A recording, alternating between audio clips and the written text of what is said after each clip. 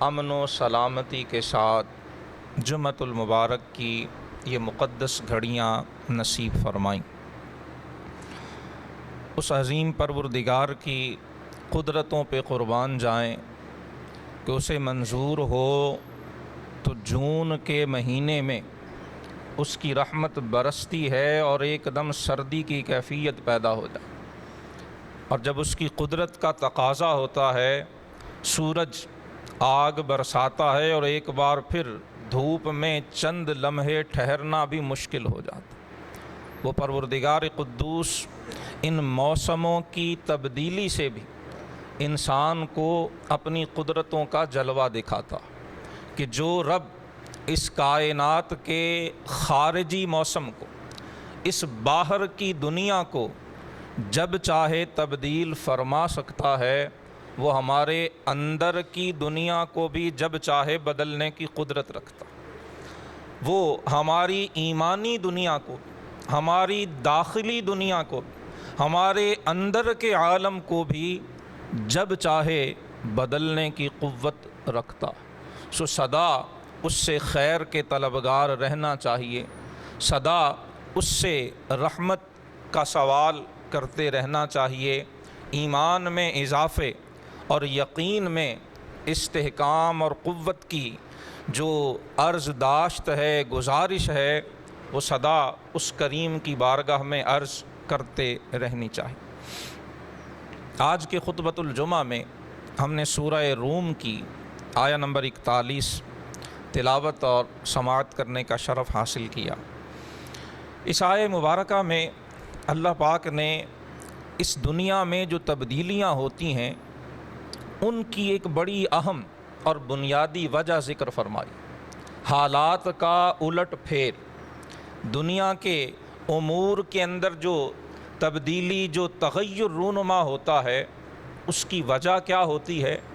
اور اگر ہم اس کے نقصانات سے بچنا چاہتے ہیں، ان دن بدن پیدا ہونے والی جو بڑی تیزی سے گردش زمانہ کروٹیں لیتی ہے، اگر ہم اس سے محفوظ رہنا چاہتے ہیں تو اس کی راہ کیا ہے، اس کا رستہ کیا ہے، یہ دونوں چیزیں اللہ پاک نے اس آیت میں بیان فرمایا ظہر الفساد فی البر والبحر، خشکی اور تری میں فساد پھیل چکا، فساد عام ہو چکا، بما کسبت ایدی الناس، اور فرمایا فساد کے پھیلنے کی وجہ وہ لوگوں کے اعمال ہے، جو ان کے ہاتھوں کی کمائی ہے۔ یہ قرآن کی اصطلاح ہے، کسبت ایدی الناس، انسان کے ہاتھ کی کمائی، اور ہاتھ کی کمائی سے مراد اس کے اعمال ہے۔ اچھے ہوں تو وہ کمائی اچھی ہے، اور اگر برے ہوں تو وہ کمائی بری۔ فرمایا خشکی اور تری میں جو فساد پھیلا، اس کے پھیلاؤ کی وجہ انسانوں کے اپنے اعمال، لِيُذِيقَهُمْ بَعْضَ الَّذِي عَمِلُوا۔ فرمایا ہم ان خرابیوں، ان فتنوں، اس ابتلاء و آزمائش کے ذریعے لوگوں کو ان کے بعض اعمال کا بدلہ چکھاتے ہیں، ان کے بعض اعمال کی جزا اور ان کے بعض اعمال کا بدلہ، فرمایا اس ابتلاء و آزمائش کے ذریعے ہم انہیں چکھاتے ہیں، لعلہم یرجعون، اور فرمایا اس لیے چکھاتے ہیں تاکہ وہ گناہوں کی روش چھوڑ کر نیکی کی راہ پہ آ جائیں، وہ بغاوت کے طریقے کو ترک کر کے اللہ کی ہدایت اور رب کی اطاعت اور فرما برداری کا طریقہ اختیار کر لیں۔ فرمایا ہم اس لیے لوگوں کو آزمائش اور ابتلاء میں مبتلا کیا کرتے۔ آج جو حالات ہم سب دیکھ رہے ہیں، صرف ہمارے ملک میں ہی نہیں، پوری دنیا کے اندر جو صورتحال بنی ہوئی ہے، افغانستان میں پچھلے ہفتے شدید زلزلہ آیا، 1000 سے زیادہ افراد جو اپنے گھروں میں آرام سے سوئے ہوئے تھے، کسی کو کروٹ بدلنے کا موقع بھی نہیں ملا۔ اللہ تعالیٰ معاف فرمائے، اپنی پناہ نصیب فرمائے، سب کو اپنے حفظ و امان میں رکھے، اور جو اخباری اطلاعات ہیں اس کے مطابق بعض پورے کے پورے گاؤں وہ صفحہ ہستی سے مٹ گئے۔ بنگلہ دیش، چائنا، انڈیا کے اندر سیلاب کی اتنی عجیب و غریب صورتحال بنی ہوئی ہے کہ ہزاروں نہیں لاکھوں لوگ گھروں سے بے گھر ہو چکے ہیں، اور اپنے ہاں ہم جو دیکھ رہے ہیں مہنگائی کا جو طوفان ہے اس کا کوئی اختتام دور دور تک نظر نہیں آ رہا. حکومت کنٹرول اور قابو نام کی کوئی چیز نظر نہیں آتی. ان سب کے یقیناً ظاہری اسباب بھی ہیں. ان ظاہری اسباب سے ہرگز انکار نہیں کیا جا سکتا، نہ ہمارا دین اس سے انکار کرتا ہے. لیکن ان ظاہری اسباب کے ساتھ ساتھ ان کے کچھ باطنی اسباب بھی. آج ہماری توجہ صرف ظاہر پہ رہ گئی. ہم صرف یہ سمجھتے ہیں کہ جی کلائمیٹ چینج ہو گیا ہے، دنیا کا ماحول تبدیل ہو رہا ہے، ہم انوائرمنٹ فرینڈلی نہیں رہے، ہمارے جو اقدامات ہیں وہ ایسے ہیں جن کی وجہ سے بارشیں زیادہ ہوتی ہیں، بے موسمی ہوتی ہیں، سیلاب آتے ہیں، یا قحط سالی اور خشک سالی کی کیفیت. یہ وہ اسباب ہیں، یہ وہ ریزنز ہیں جو اس آنکھ کو نظر آتے ہیں. اور کچھ اسباب وہ ہیں جن کی طرف اللہ پاک نے سورہ روم کی آیہ نمبر 41 میں بھی اور دیگر کئی ایک مقامات پر قرآن حکیم نے بڑی وضاحت سے اسے ذکر فرمایا کہ تمہارے تجزیات، تمہارے سروے، تمہاری رپورٹس، تمہاری سارے کے سارے مطالعے اور تحقیق وہ تمہیں ظاہری اسباب تک پہنچائے گی. اور ان ظاہری اسباب کے ساتھ ساتھ ان کی تہ میں جو اصل اور جڑ جو باطنی سبب ہے، فرمایا وہ خلق خدا کی اپنے خالق سے بغاوت ہے. جب تک مخلوق اپنے خالق سے بغاوت ترک نہیں کرے گی تب تک انہیں اللہ کی رحمت نصیب نہیں. اور اللہ سے بغاوت کے بھی مختلف درجے اور مختلف اس کے کیٹیگرائزیشن اور اس کی درجہ بندی. سب سے بڑی بغاوت اللہ کے ساتھ شرک اور رب کے ساتھ کفر کرنا، اللہ کا انکار کرنا، اس کا شرک کرنا، یہ سب سے بڑی بغاوت. اور یہ وہ بغاوت ہے جس کے بارے میں ارشاد فرمایا کہ اللہ تعالیٰ کسی قیمت پر شرک کو نہیں بخشے گا. شرک کے بعد پھر جسے اللہ نے شرک سے بچا لیا ہے، ایمان کی دولت عطا فرما دی ہے، شیطان مختلف شرعی احکام کی خلاف ورزی پہ ہمیں اکساتا ہے.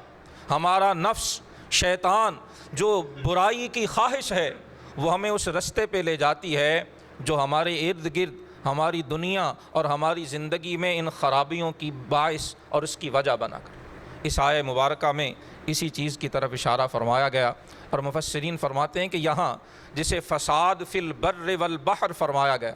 کہ خشکی اور تری میں فساد پھیل گیا، اس کے پھیلاؤ کی صورت کیا ہوتی ہے. امام قرطبی رحمۃ اللہ تعالی علیہ آپ نے اس آیہ کریمہ کی تفسیر میں ارشاد فرمایا کہ جسے قرآن نے ظہر الفساد فی البر والبحر کہا،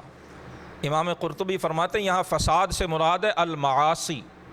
کہ گناہ جو ہے وہ خشکی اور تری میں پھیل چکے، انسان گناہوں سے باز ہی نہیں آتا. جب انسان اپنے گناہ ترک نہیں کرتا تو پھر اللہ پاک ان سے اپنی رحمت کو روک لیتا. اور کبھی بارشیں نہ ہونے سے قحط سالی اور شدید درجے کی مہنگائی، اشیاء ضرورت کی عدم فراہمی، ایک صورت یہ ہوتی ہے جسے قرآن نے لِيُذِيقَهُمْ بَعْضَ الَّذِي عَمِلُوا فرمایا کہ یہ صورت ہمارے انسانوں کے بعض گناہوں کی سزا اسی دنیا میں دینے کے لیے اللہ پاک یہ منظر دکھاتا ہے. اور مقصود کیا ہے؟ لَعَلَّهُمْ يَرْجِعُونَ، کہ شاید اسے دیکھ کر کوئی پلٹ آئے، شاید اسے دیکھ کر ان حالات کو سمجھ کر کوئی اپنی غلطی سے آگاہ ہو جائے اور وہ اپنے کریم کے در کی طرف لوٹ آئے. وہ کریم جو اپنی طرف لوٹنے والوں کے لیے اپنی آغوش رحمت کو وا کر دیا کرتا، جس کی رحمت اپنی بارگاہ کی طرف آنے والوں کا آگے بڑھ کے استقبال کیا کرتا. اور بعض اوقات ان گناہوں کی سزا کی صورت یہ بنتی ہے کہ بارشیں شدید طوفانی ہوتی ہیں اور پھر وہ سیلاب کی صورت اختیار کرتے. لِيُذِيقَهُمْ بَعْضَ الَّذِي عَمِلُوا، یہ حکمت دونوں طرح سے ہمیں بڑی واضح اور عیاں نظر آتی. اور بعض مفسرین نے فرمایا کہ یہاں سورہ روم کی آیہ نمبر 41 میں قرآن حکیم نے جسے خشکی اور تری میں فساد کے پھیلنے سے تعبیر کیا ہے، اس سے مراد یہ ہے کہ اللہ تعالیٰ انسانوں کو آزماتا ہے بِنَقْصِ الْأَمْوَالِ، مالوں کی کمی سے بھی آزماتا، جانوں کی کمی سے بھی آزماتا ہے، پھلوں کی کمی سے بھی آزماتا. اور اس میں بھی حکمت کیا ہے؟ تاکہ انسان کو وارننگ مل جائے، تنبیہ کر دی جائے کہ اپنی روش سے باز آ جاؤ، اللہ کی نافرمانی ترک کر دو، اللہ سے بغاوت کو چھوڑ دو اور اس کی اطاعت کی راہ اختیار کر لو۔ جب انسان گناہوں سے پلٹ آتا ہے، وہ اپنے گناہوں سے سچے دل سے نادم اور تائب ہو جاتا ہے، تو پھر اللہ پاک اسے اپنی رحمتوں کا حقدار ٹھہرا دیا۔ عرض کی تھی کہ کچھ ظاہری اسباب ہمیں اس آنکھ سے نظر آتے ہیں، فتنہ و فساد کے، ابتلاء و آزمائش کے اور حالات میں تغیر کے، اور کچھ اسباب وہ ہیں جنہیں وحی کی روشنی اور وحی کے نور کے بغیر دیکھا جانا ممکن نہیں۔ یہ آیہ کریمہ بھی ہم نے سنی، اور رسول اللہ صلی اللہ علیہ وآلہ وسلم کا یہ ارشاد مبارک، جسے سنن ابن ماجہ میں امام ابن ماجہ نے ذکر کیا، حدیث نمبر 4019، مستدرک حاکم میں امام حاکم رحمہ اللہ نے اسے ذکر فرمایا، اور دیگر ائمہ محدثین نے اس روایت کو ذکر بھی فرمایا اور اسے صحیح بھی قرار دیا۔ یہ ایک حدیث رسول اللہ صلی اللہ علیہ وسلم کا، یہ ایک فرمان مبارک آج 21ویں صدی میں ہمیں جن حالات کا سامنا، ہمیں جن مصائب، جن مشکلات کا سامنا ہے انفرادی سطح پر اور اجتماعی، ملی اور بین الاقوامی سطح پر، رسول رحمت، معلم کتاب و حکمت، جنہیں اللہ پاک نے اپنی وحی کا امین بنا کر اس دنیا میں مبعوث فرمایا، حضور نے ان مشکلات کی وجہ بھی بیان فرمائی اور اس سے بچنے کے اسباب بھی ذکر فرمائے۔ حدیث کے راوی حضرت عبداللہ بن عمر رضی اللہ تعالی عنہما، آپ فرماتے ہیں کہ ایک بار مہاجرین میں سے ہم 10 کے قریب لوگ رسول اللہ کی صحبت میں حاضر تھے۔ حضرت ابن عمر کہتے ہیں ان 10 میں سے میں 10واں تھا۔ چند لوگ مہاجرین جو ہجرت کر کے مکہ سے رسول اللہ صلی اللہ علیہ وآلہ وسلم کے ساتھ مدینہ طیبہ آئے تھے، ان میں سے چند چیدہ افراد حضور کی بارگاہ میں حاضر ہیں۔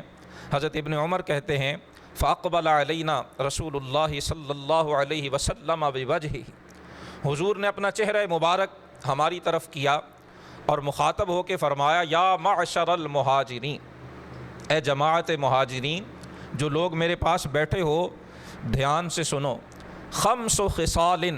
اعوذ باللہ ان تدرکوہن او کما قال الرسول صلی اللہ علیہ وسلم۔ حضور نے فرمایا کہ 5 ایسی عادتیں، 5 ایسی برائیاں ہیں کہ میں اللہ کی پناہ مانگتا ہوں کہ اللہ تمہیں ان میں مبتلا کرے۔ حضور اپنے صحابہ کے لیے اللہ سے پناہ مانگ رہے ہیں کہ یا اللہ میرے صحابہ کو ان خرابیوں سے محفوظ رکھ، اور پھر حضور نے ایک ایک خرابی اور اس کے جو اثرات ہوتے ہیں انہیں وضاحت سے ارشاد فرمایا۔ حضرت ابن عمر راوی ہیں، حضور نے فرمایا ما ظہرت الفاحشۃ فی قوم حتی اعلنوا بها، فاحشہ بے حیائی کو کہتے ہیں، اور مفسرین نے لکھا ہے کہ قرآن حکیم میں اکثر و بیشتر جہاں فحشاء اور فاحشہ کا کلمہ آیا ہے اس سے مراد زنا لی گئی۔ رسول رحمت، معلم کتاب و حکمت، وہ چشم محمد جس سے اللہ نے سارے حجابات کو اٹھا دیا، حضور اس چشمے جو ہے وہ نبوی سے مستقبل کے حالات ملاحظہ کر کے اپنے صحابہ سے فرما رہے ہیں کہ جس قوم میں فاحشہ، بے حیائی، زنا عام ہو جائے، یہاں تک کہ وہ کھلم کھلا اس کا اعلانیہ اس کا ارتکاب کرنے لگ جائے، چھپ چھپا کر نہیں، اوٹ میں آڑ میں ہو کر نہیں، کھلم کھلا وہ بے حیائی کو فروغ دینے لگ جائیں، کھلم کھلا وہ زنا کی عادت میں مبتلا ہو جائے،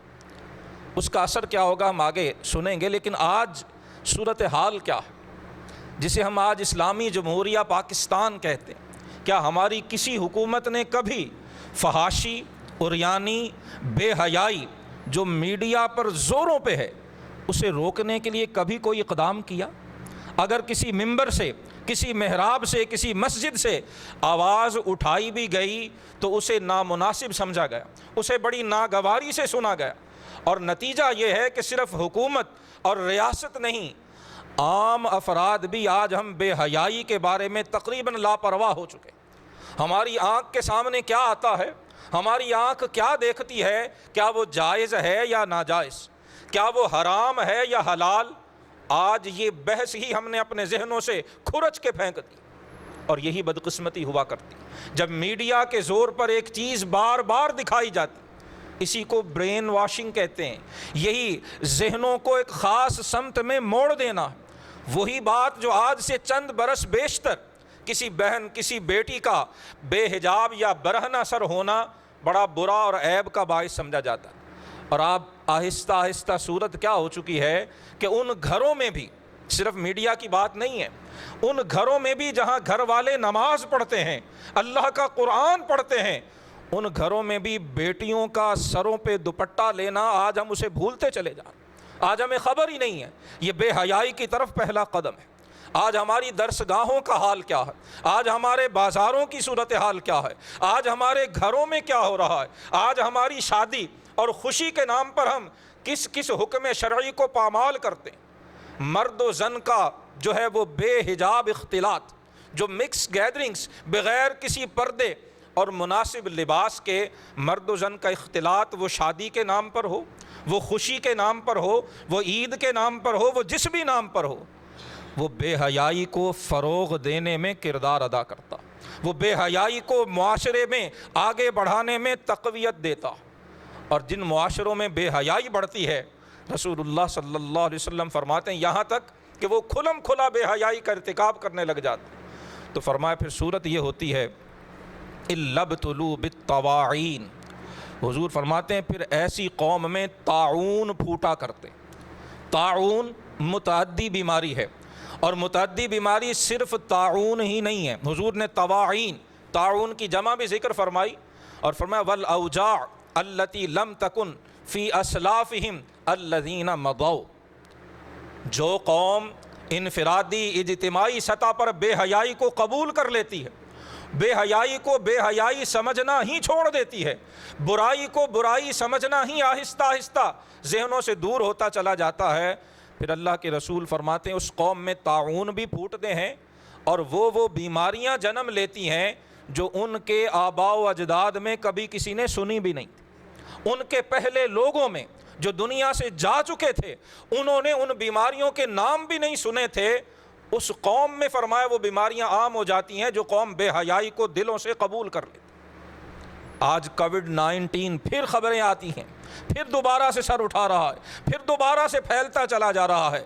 ظاہری اسباب ضرور اختیار کریں، اس وقت بھی علماء نے کہا، ہم نے بھی عرض کی، آپ سوشل ڈسٹینسنگ بھی کیجیے، آپ ویکسینیشن بھی کیجیے، آپ ویکسینیشن کی بوسٹر ڈوز بھی لگوائیے، آپ سارے کام کیجیے، لیکن خدا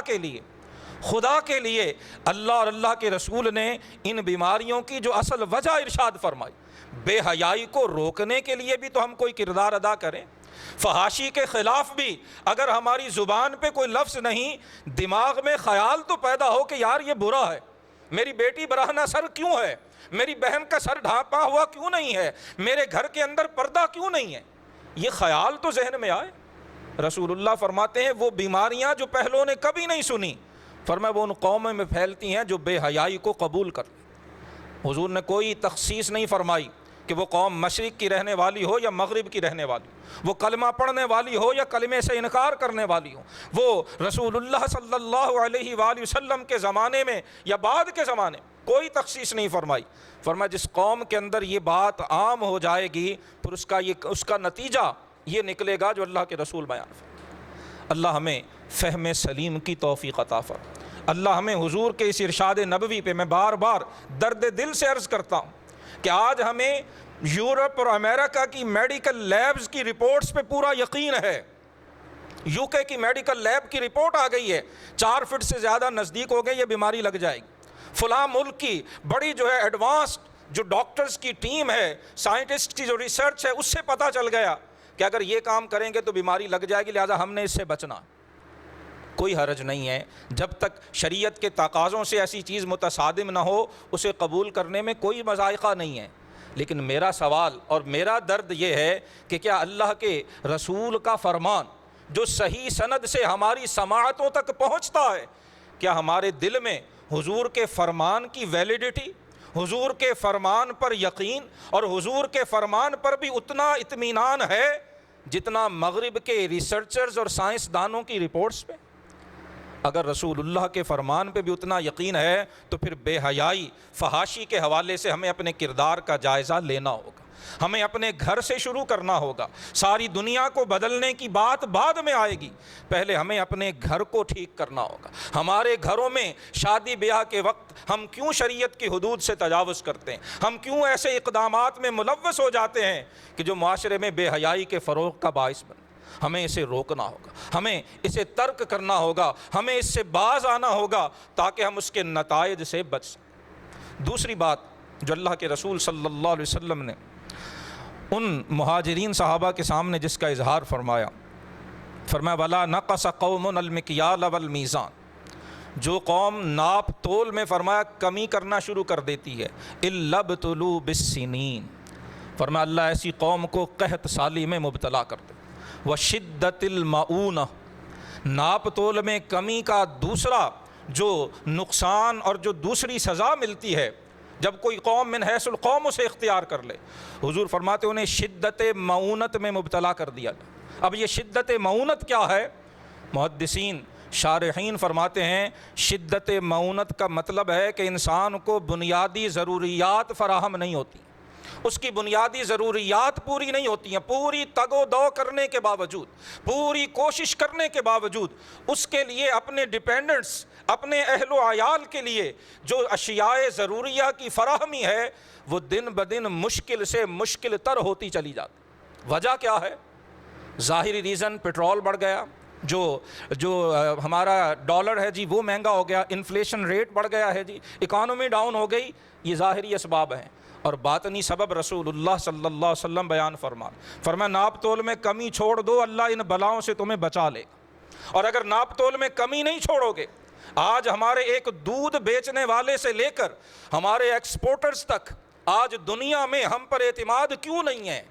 ہم ایک دوسرے کے ساتھ مخلص نہیں ہیں. ہم لین دین کے اندر دین کا تصور ہم نے محدود کر لیا. دین جمعہ کے آدھے گھنٹے کا خطبہ سننے تک، 5 وقت کی نماز پڑھنے تک، رمضان کا روزہ، عمرہ اور حج، زکوٰۃ، بس یہی دین.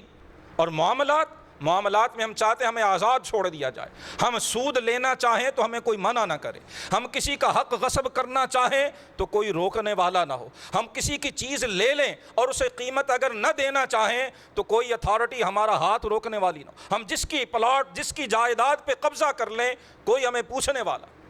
یہ دین کی تعلیم نہیں ہے. دین مسجد کے لیے بھی ہے، دین مارکیٹ کے لیے بھی ہے، دین مسجد کے لیے بھی ہے، دین بازار کے لیے بھی ہے، دین میری ذات کے لیے بھی ہے اور میرے کاروبار کے لیے. جب تک ہم اس غلط فہمی سے باہر نہیں نکلیں گے، جب تک ہم اپنا فہم دین درست نہیں کریں گے، اس وقت تک یاد رکھیں نہ ہماری ذاتی زندگی میں، نہ انفرادی زندگی میں سکون آ سکتا ہے اور نہ اجتماعی اور قومی زندگی میں ہمیں اطمینان اور استحکام نصیب ہو سکتا. رسول اللہ نے جوڑ دیا ہے چیزوں کو. فرمایا ناپ تول میں کمی کرو گے تو نتیجہ یہ نکلے گا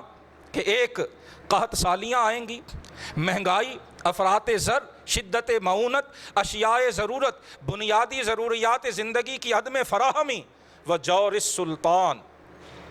فرمایا پھر حکمرانوں کا ظلم، یہ سارے کے سارے بھگتنا ہوں گے جب کوئی قوم ناپ تول میں کمی کو اپنا شعار بنا لے گی. اور جب ناپ تول میں کمی کی بجائے ناپ تول پورا کیا جائے گا پھر اللہ کی برکتیں نصیب. گزشتہ جمعے رزق میں برکت کے اسباب عرض کیے گئے تھے، ان میں سے ایک اہم سبب یہ بھی لکھا ہے علماء نے کہ جو شخص اپنی تجارت میں جو ہے وہ امانت داری کو، دیانت داری کو اختیار کرتا ہے، اللہ اس کے رزق میں برکت عطا فرما دیا. اور جب امانت اور دیانت تجارت سے اٹھ جاتی ہے، ناپ تول میں کمی کرنا اور اس میں خرابیاں کرنا یہ امانت کے اٹھنے کی نشانی، یہ امانت کے اور دیانت کے ختم ہونے کی وجہ سے ہے. جب ایسا ہوتا ہے پھر کثرت تو ہوتی ہے، بڑا مال ہے، لیکن برکت نہیں رہتی، اور حضور فرماتے ہیں پھر یہ سزائیں بھگتنا پڑتی. تیسری چیز اللہ کے حبیب علیہ الصلوۃ والسلام نے اس حدیث مبارکہ میں ارشاد فرمایا جو قوم اپنے مالوں کی زکوٰۃ دینے سے رک جاتی. اب زکوٰۃ دینے سے رکنا ایک تو یہ ہے کہ بالکل ہی نہ دینا، اور ایک یہ ہے کہ جتنی بنتی ہو اس سے کم دینا،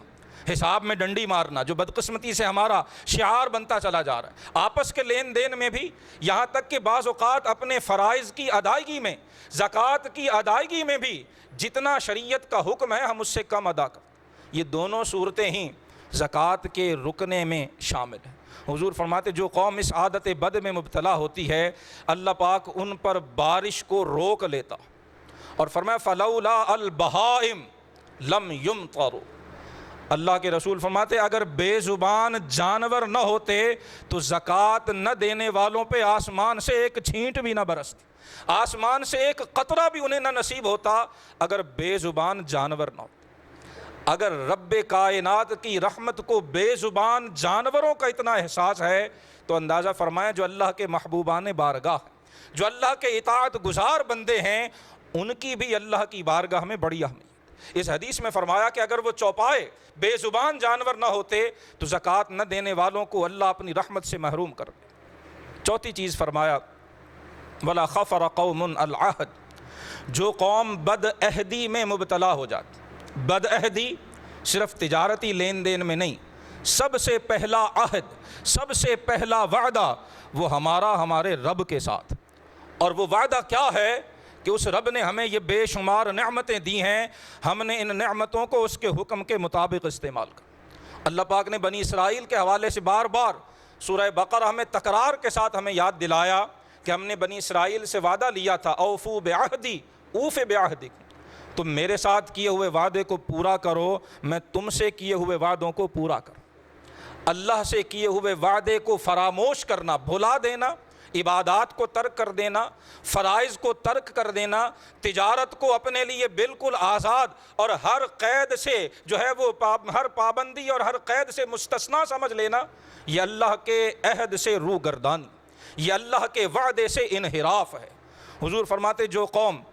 بد عہدی میں اور وعدوں کو توڑنے کی عادت کا شکار ہو جاتی ہے اللہ ان پر ان کے غیر دشمن کو مسلط کر دیتا۔ فَأَخَذُوا مَا فِي أَيْدِيهِمْ، رسول اللہ فرماتے دشمن ان پر اتنا مسلط ہوتا ہے جو ان کے پاس ہوتا ہے وہ چھین کے دشمن لے جاتا۔ آج قوم خوشیاں منا رہی ہے کہ IMF سے قرضہ مل گیا، سود پہ قرضہ لینے پہ پورا ملک ڈھول پیٹ رہا ہے، اور ماشاءاللہ جو ہمارے قائدین ہیں وہ اس کا کریڈٹ لینے میں ایک دوسرے سے آگے بڑھ رہے ہیں۔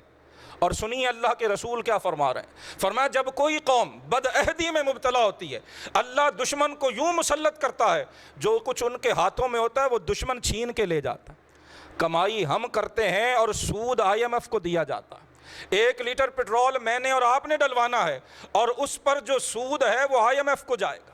شارحین نے لکھا اخذوا ما فی ایدیہم، حضور نے فرمایا دشمن ان کے ہاتھوں میں سے جو کچھ ہے وہ چھین کے لے جاتا ہے۔ اس کے 2 معنی ہیں، ان کا مال بھی چھین کے لے جاتا ہے اور بعض اوقات ان کی جغرافیائی حدود پہ بھی قابض ہو جاتا ہے، بعض اوقات ان کے علاقے بھی دشمن اپنے قبضے میں اپنے تسلط میں کر لیتا ہے جب کوئی قوم اپنے وعدوں کی لاج رکھنا بھول جائے۔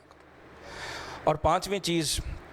رسول اللہ صلی اللہ علیہ وسلم نے ارشاد فرمائی کہ ما لم تعمل ائمتهم بما انزل اللہ فی کتابہ، فرمایا جب تک کسی قوم کے حکمران اللہ کی کتاب پر عمل نہیں کریں گے،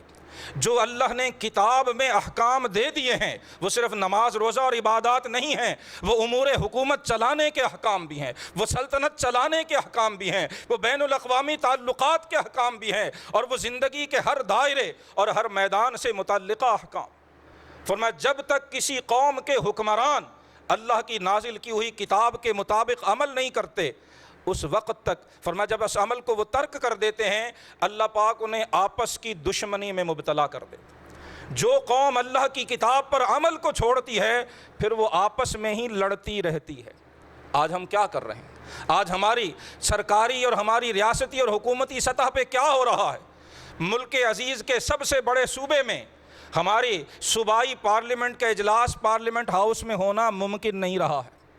یہ ایک خبر ہے، ایک حقیقت واقعہ ہے جسے سب جانتے ہیں۔ اور رسول اللہ صلی اللہ علیہ وسلم کے ارشاد کریم سنیے، فرمایا جو قوم اللہ کی کتاب پر جس کے قائدین رب کی کتاب کو حکم بنانا چھوڑ دیتے ہیں، اس کے مطابق فیصلے نہیں کرتے، فرمایا پھر انہیں آپس کی دشمنی میں مبتلا کر دیا جاتا، پھر ان کے آپس میں دلوں میں دوریاں اتنی بڑھتی ہیں، نفرتیں اتنی شدید ہو جاتی ہیں کہ وہ ایک چھت کے نیچے بیٹھنا بھی ممکن نہیں رہتا۔ بار دیگر عرض کرتا چلوں، ظاہری اسباب کو بھی دیکھیے، لیکن قرآن نے ان مسائل کے جو روحانی اسباب ذکر کیے ہیں، زبان نبوت نے جو باطنی اسباب ذکر کیے ہیں، جب تک ہم ان اسباب کو ان پہ غور نہیں کریں گے، انہیں اہمیت نہیں دیں گے اور انہیں دور کرنے کی کوشش نہیں کریں گے، اس وقت تک ہمیں کامیابی نصیب نہیں ہو سکتی۔ دعا ہے کہ اللہ سبحانہ و تعالی ہمیں رسول اللہ صلی اللہ علیہ وسلم کے اس ارشاد کریم کو دل کے کانوں سے سننے، سمجھنے اور اس کے مطابق ہمیں اپنے طرز عمل کو بدلنے کی توفیق عطا فرمائے۔ وآخر دعوایا ان الحمد للہ رب العالمین۔